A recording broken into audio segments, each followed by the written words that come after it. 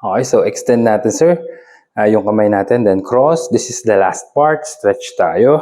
And then imagine pinag-pull apart natin yung legs natin, yung hands natin. Tapos para mag-open yung upper back, lower back naman, drop your upper back, then slowly, as slow as you can. Now feel the stretch here. Ayan. So imagine pinaghihiwalay natin, sir, ha? Okay pa. Now switch tayo. Ganyan yung itsura niya sa harap. Now elbows, forearm, ipit sa thigh. Tapos paghihiwalayin pa rin para mas ma-feel yung stretch sa upper back. Alright, round your back. Dito natin gustong naka-round yung likod natin para maalis yung stress. Again, 10 to 25 seconds. Alright, now hands cross, elbows cross.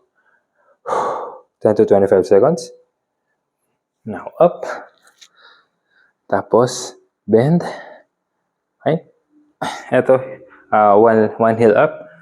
Tapos side bends. Kabila. Switch. Up. Ay, ito muna pala. Elbow muna pala. 10 to 25 per pose. Kabila. Side bends.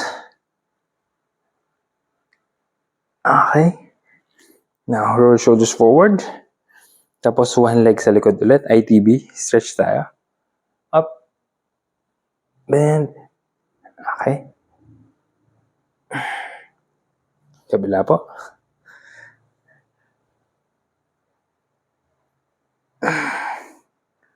Okay po.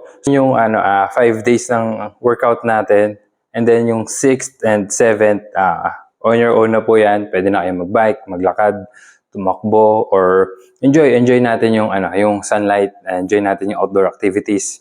So yun po.